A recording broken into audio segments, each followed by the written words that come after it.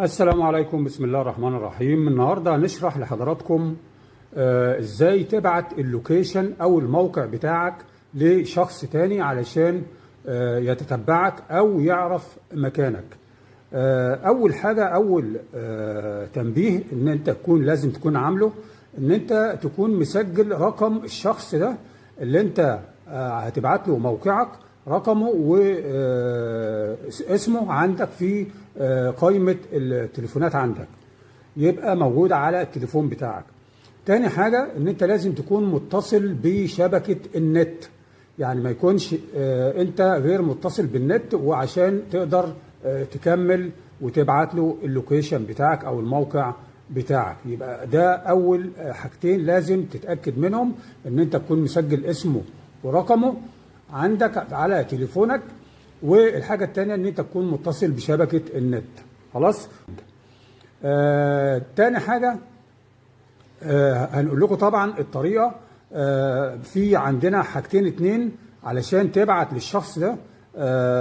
في طريقة الاولى ان انت تبعت له موقعك او مكانك على الخريطة الان، يعني اللي انت موجود فيه حاليا، ولو انت اتحركت منه طبعا مش هيعرف مكانك. يبقى انت اول طريقه ان انت تعرفه مكانك فين على الخريطه وتتنيك ثابت في هذا المكان على ما يوصل لك. او ان انت الطريقه الثانيه ان انت تعمل له تخليه يتتبعك. لو انت مثلا هتبعت دلوقتي موقعك وهتبدا تتحرك في مكان تاني، يظهر عنده مكانك الجديد اللي انت ماشي فيه. يبقى كده طريقتين اتنين لإرسال الموقع بتاعك. طريقة ان انت تبعت فقط الموقع الآن، ولو اتحركت ما يظهرش المكان الجديد عنده. والطريقة التانية ان انت تبعت له تتبع، ان هو يتتبعك في اي مكان تتنقل فيه لمدة مثلا ربع ساعة او ساعة او 8 ساعات، وهنقول لك الطريقة ازاي. خلاص. يبقى التنبيهات دي لازم تعملها علشان تقدر تكمل تبعت اللوكيشن او الموقع بتاعك. طب نخش بقى على الطريقه العمليه بقى، يعني نشرح. ركز معانا. والكلام طبعا بيبقى للناس اللي هي لسه جديده في الموضوع ده، علشان الموضوع ده مهم جدا.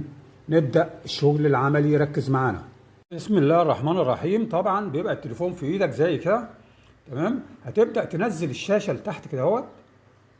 هتجيب القائمه ديت اللي بيبقى فيها شبكه النت والصوت والحاجات ديت، وفي عندك هتلاقي الموقع اللي هو تحت دهوت اللي هو معمول بالازرق. طبعا انا مفعله. ده بيبقى في التليفونات القديمه بيبقى مكتوب عليه GPS، او التليفونات الجديده بيبقى مكتوب تحته الموقع. تفعله يبقى باللون الازرق زي اللي انا عامله تحت ده كده. خلاص. دي اول خطوه. بعد كده احنا قلنا الشخص اللي انت هتبعت له موقعك او اللوكيشن لازم تكون مسجل رقمه واسمه عندك. ليه بقى؟ علشان يكون متسجل عندك على الواتساب، لان الشغل هيبقى على الواتساب. نبدا نجيب القائمه اهيت ونضغط على الواتس اهوت. نبدا مثلا نجيب الشخص اللي انت هتتعامل معاه وتبعت له اللوكيشن. تضغط على صورته واسمه اهو، هيظهر لك القائمه ديت. تمام. هتبدا تيجي تحت خالص. هتلاقي فيه علامه زي الدبوس كده، شرط كده جنب الكاميرا.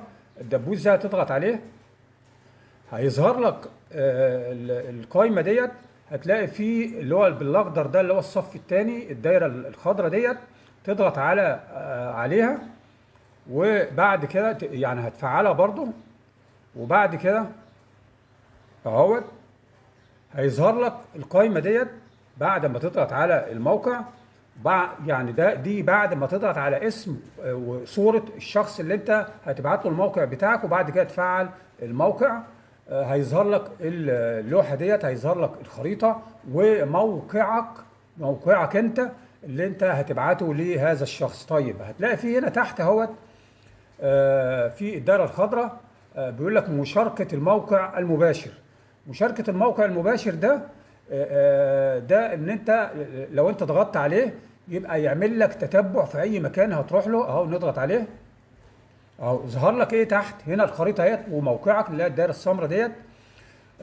تحت هتلاقي فيه بيقول لك مشاركة الموقع المباشر لمدة 15 من الدقائق أو 1 من الساعات أو 8 من الساعات. تضغط أنت مثلا على 15 دقيقة على حسب ما أنت عايز يعني، أو لساعة أو ل8 ساعات. يعني الشخص ده يتتبعك، تتبع موقعك عنده على التليفون لمدة مثلا ربع ساعة اللي أنت هتختارها، أو الساعة، أو لمدة 8 ساعات. خلاص، ده عملية بقى التتبع لو أنت رحت في أي مكان يتتبعك للمدة اللي أنت اخترتها. طيب الطريقة التانية هتلاقي في الدايرة التانية ديت، وانا طبعا بشاور لك على كل حاجة. بيقول لك ارسال موقعك الحالي. لو انت ضغطت عليها تمام هتلاقي بس الايه، هيبقى عنده الموقع بتاعك الحالي. بس لو انت اتنقلت ورحت اي مكان تاني مش هيعرف مكانك، فانت لازم تكون ثابت لحد ما يوصل لك. خلاص، وتبدأ تبعت له الموقع بتاعك. خلاص، ازاي ان انت تضغط على الدايره الخضراء اللي تحت تعمل له ارسال، بيبدا يروح له موقعك. يبقى كده احنا قلنا على طريقتين ان انت ازاي تعمل عمليه تتبع ليك، يعني الشخص اللي انت عايزه يتتبعك، يا اما يتتبعك في هذه اللحظه او يتتبعك لمده مثلا 8 ساعات او ساعه او ربع ساعه. هي دي طريقه ازاي تبعت اللوكيشن او موقعك لشخص معين. ولو في اي سؤال او في حاجه غامضه مش واضحه ابعت لي تعليقك تحت واستفسارك وانا هرد عليك. والسلام عليكم ورحمه الله.